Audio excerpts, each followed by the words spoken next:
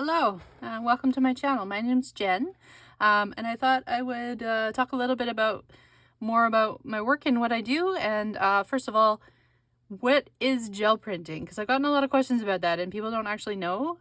Because I would say that I'm not a painter, not at all. Actually, I'm a little bit intimidated by painting, if I'm going to be honest. But I am a gel printer, and so what I do is I make a lot of like monoprints, and then I use them for collage and that sort of thing. So I'm going to explain a little bit about the process of gel printing. So let's go.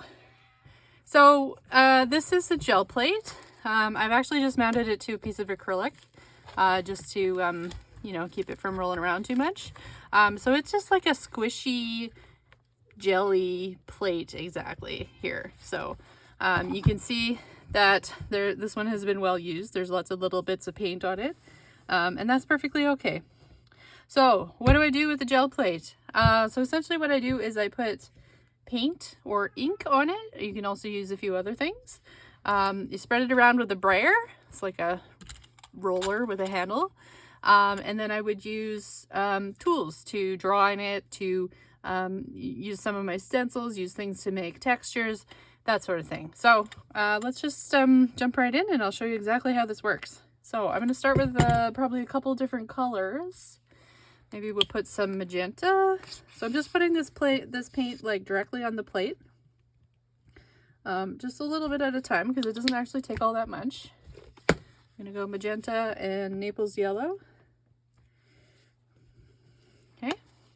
Then I'm going to take my brayer, which is the roller on the handle, and I'm just going to spread it around and cover the plate with it. Trying to get a nice even coat. Yeah, just like that. So you can use different things to get textures, but I'm going to do the first one just as is, just to show you how it works. So put the piece of paper on. This is just a piece of cardstock.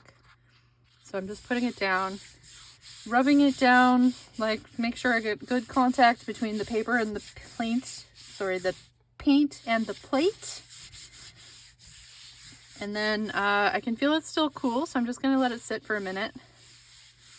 If it's cool, it just means that the paint is really, really wet and is not going to stick to the paper like you hope. So, okay, so then I'm just going to pull it up. So essentially I just smeared the paint around with the brayer, put the paper on, and I'm pulling the paper off to pick up all that paint and get a print. So that's the start. You can see I had a piece of hair in there, which is totally fine because we will just print over it and, you know, it'll disappear. So that's the first part. The second part I'm going to say is that you can do a lot more different kinds of things using stencils and textures and that sort of thing. So I'm just going to clean my brayer off on the side here. I'm just essentially like running that over a piece of paper and giving it a little wipe.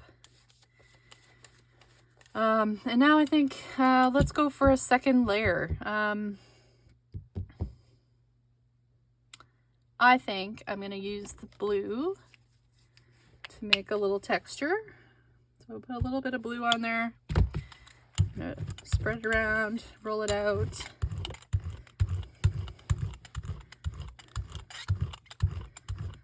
All right, I'm going to give this a little texture with something. Just a second here. Let's just give it a little texture with this. This is just a piece of like a drawer liner that I just used to kind of pick up some of the paint.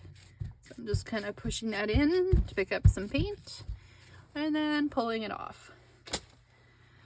So now I'm going to use some stencils. I'm going to put some stencils in there. So these are stencils I've pre-cut. They're just like little flowers. I'm just going to throw a few down here. Boom. Maybe one more.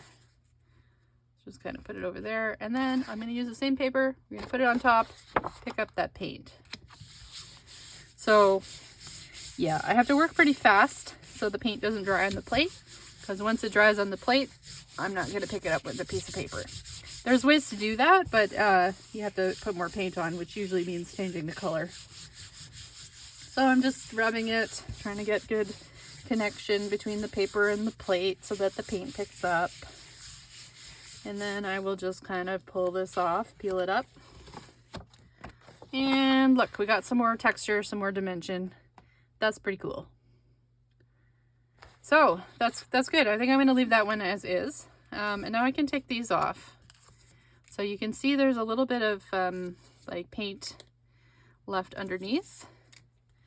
This is actually pretty thin, pretty dry. So I'm just going to kind of give it a minute. And then I'm going to put another layer on top. We'll just clean my plate or my brayer for a second here. Just going to put another layer on top to pick up that paint. This is what I mean about when the paint is too dry, it won't pick up. So if I put a piece of paper on there right now, like this, it's not going to come up with anything because the paint is dry. But we're going to use something else. Let's maybe, I'm going to use some of this yellow. We'll put this yellow down. And we'll roll it out.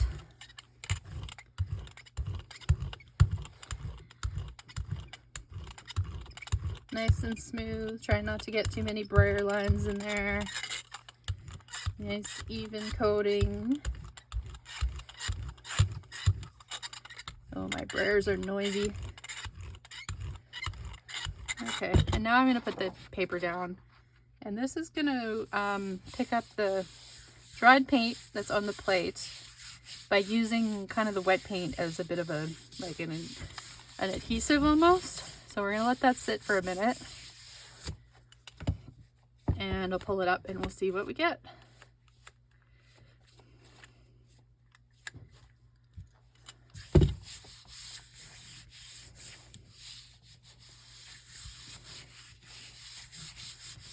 Okay, all right, so pulling that off, there's the print. So you can see the, it picked up the blue that was trapped underneath the stencils that we used from the last print. So this is kind of almost the mirror image. So every print is kind of related to the one before it in terms of what gets left on the plate and what it's, like what you're dealing with in terms of like residue and that sort of thing. So yeah, you can jelly print with all kinds of things to make textures. You can use like stencils like this that I've made. You can use like for instance, these are hand carved linoleum stamps. You can use pieces of fabric for texture. You can use all kinds of things. I've got like a piece of foam that I use as a stamp, silicone tools to kind of move the paint around, Q-tips, cardboard, anything really. You can paint on it, pick that up too. All depends on what you want to do. So that's about the long and short of it. Thank you for joining me. Take care.